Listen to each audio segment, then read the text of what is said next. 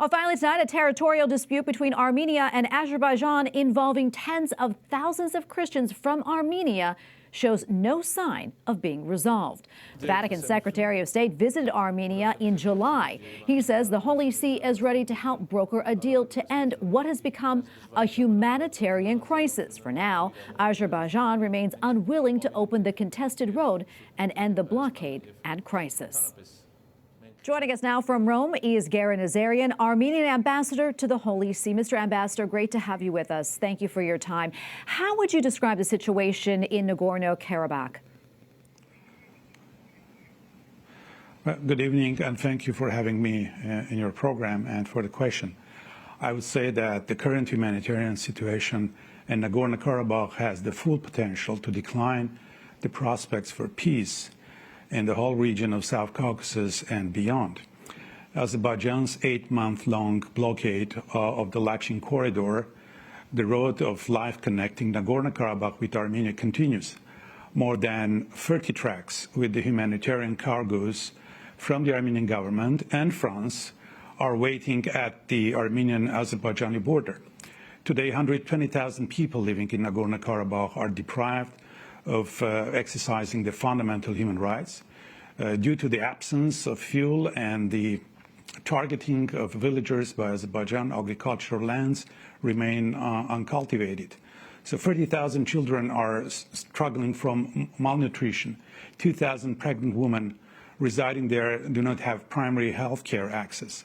9,000 people with disabilities are deprived of proper medical care. These have doubled the rate of deaths in Nagorno-Karabakh for the past 8 months. Furthermore, the absence of medicine, sanitizers, and other hygiene items creates risks of epidemics in the cities and villages of Nagorno-Karabakh.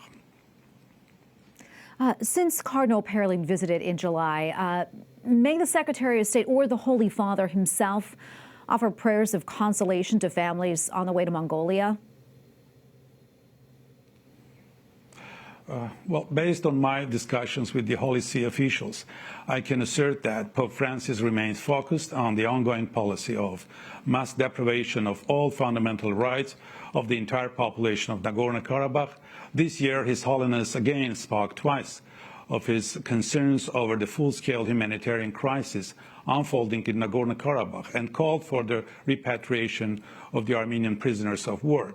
We're indebted to Cardinal Parolin, who met with the families of prisoners of war and the missing persons during his recent visit to Armenia. This humanitarian gesture illustrates the spiritual closeness and has a great meaning for those families.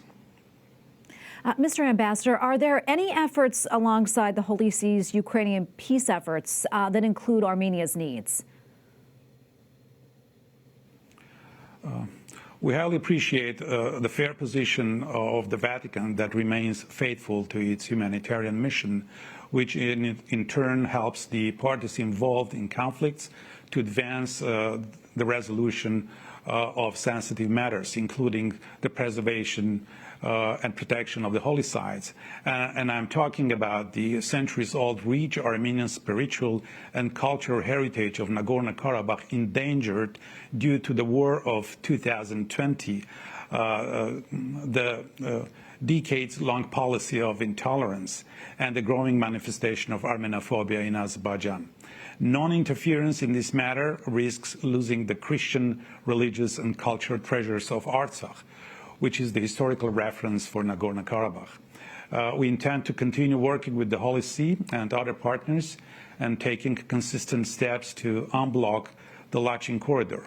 We rely on the influential voice and the steadfast support of the Vatican as well. Images of protests at the border continue to flood social media. Can we expect any additional international efforts aside from the UN Security Council's meeting? Will there be any additional efforts to rally the international community? Well, preventing the disaster from happening in Nagorno-Karabakh is more critical than ever. It is a direct obligation of all of us, the international actors, including the Holy See, who I believe can influence the situation given the latter's humanitarian engagement in other volatile parts of the world and policy of neutrality, a key factor for providing conditions for peaceful negotiations. Well, Garen Nazarian, Armenian Ambassador to the Holy See, thank you so much, sir, for your time. We appreciate it.